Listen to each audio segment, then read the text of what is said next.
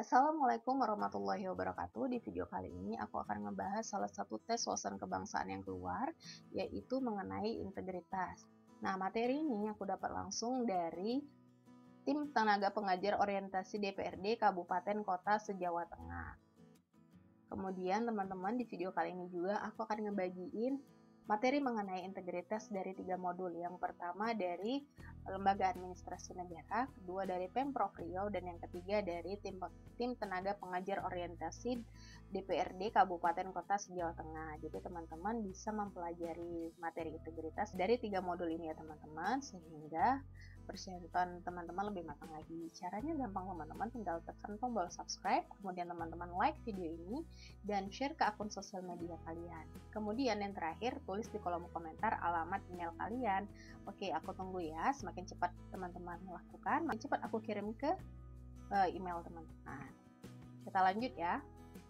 Internalisasi nilai integritas diri. Internalisasi nilai integritas diri terdiri dari pengertian integritas, kadar integritas, dan menjaga nilai-nilai integritas. Beberapa konsep integritas, yang pertama dari PP 60 tahun 2008, itu sudah disebutkan ya teman-teman.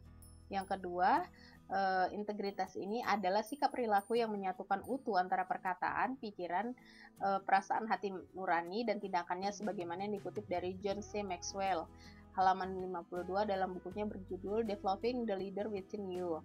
Yang ketiga, menurut Dr. John D. Kilever, Jr., juga dijelaskan menurut pandangan dia mengenai integritas. Kemudian yang terakhir, konsep integritas dipaparkan oleh Billy Graham. Teman-teman bisa pahami mengenai integritas dari beberapa konsep ini.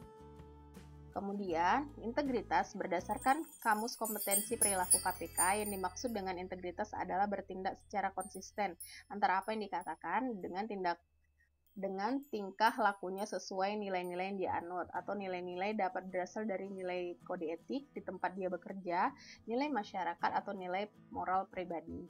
Kemudian menurut Kamus Besar Bahasa Indonesia, pengertian integritas adalah mutu, sifat, dan keadaan yang mengambil kesatuan yang utuh sehingga memiliki potensi dan kemampuan memancarkan kewibawaan dan kejujuran. Nah, umumnya orang yang berintegritas itu yang pertama memiliki integritas pribadi, kedua berkepribadian utuh atau setiap tindakan dan perilaku merujuk pada nilai moral dan etika.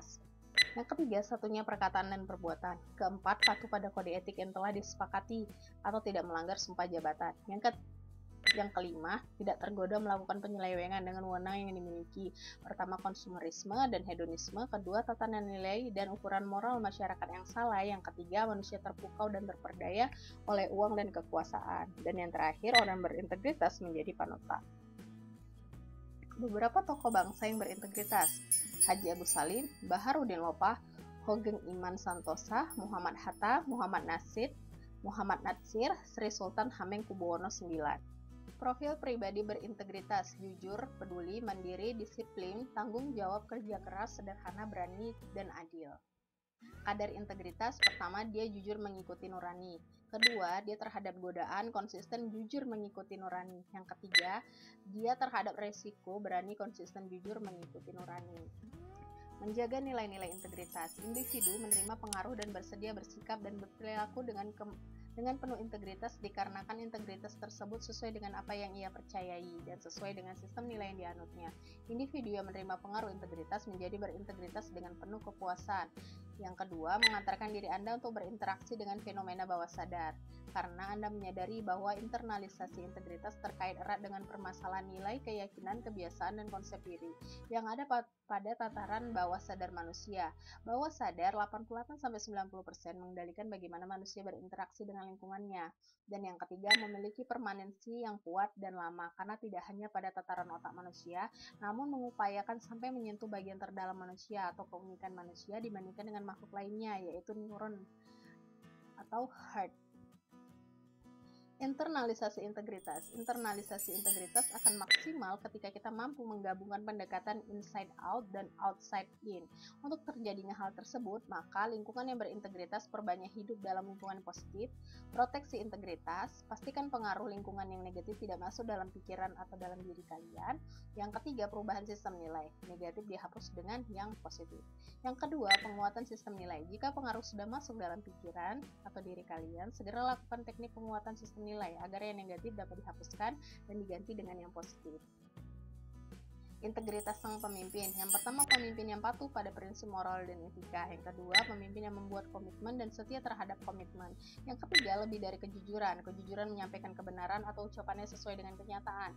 Integritas membuktikan tindakan sesuai dengan ucapan, bersatunya kata dengan tindakan. Yang keempat, mampu menggabungkan antara kognitif, afektif, dan psikomotorik.